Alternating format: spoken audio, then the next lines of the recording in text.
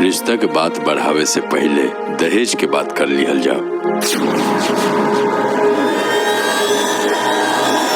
हमरा लगे लड़की सिवा कुछो नहीं खे। अरे ऐसे कैसे हो सकेला? बिना दहेज के कोनो बात ना होगी। चला बेटा।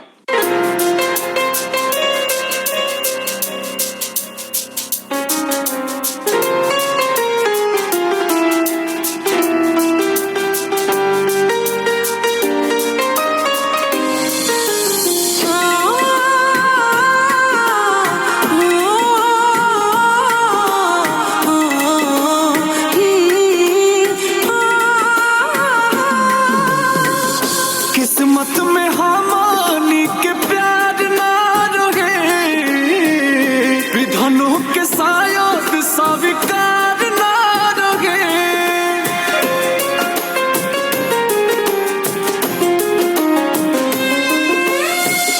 किस्मत में हमानी के प्यार ना रहे, विधनों के शायद स्वीकार ना रहे।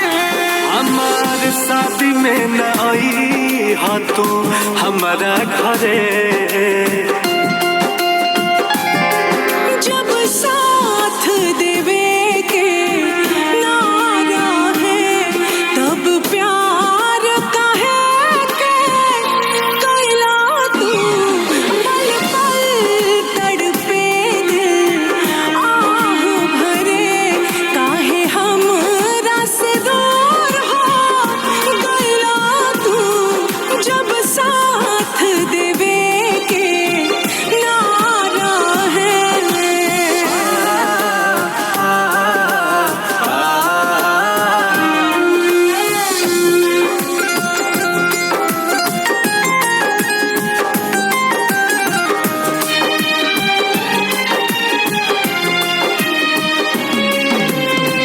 होके तोहर भइली ना प्यार राजो कम बा।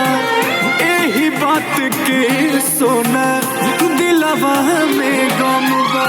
जानू जान गई मिलल के हो प्यारी की राहे, मतलब के खाली हमसे यारी। आजो तोहरा के छोड़ के दिल ना करे,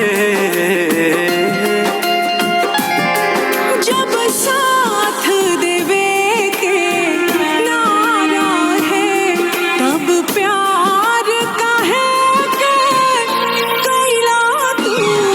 पल पल तड़पे दिल आह भरे, काहे हमरा से दूर हो गइला तू। जब साथ देवे के नारा है।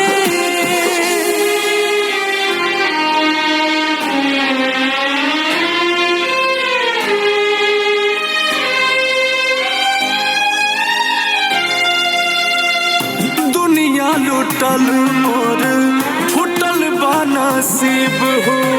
ना तके हो तोहरा से रहे ना करीब हो। कलेजा बतिया तोहार गोली दागे, ए राजा अंकुश न मारा बापा लागे। बड़ी होला अफसोस बोस जिए की मरे।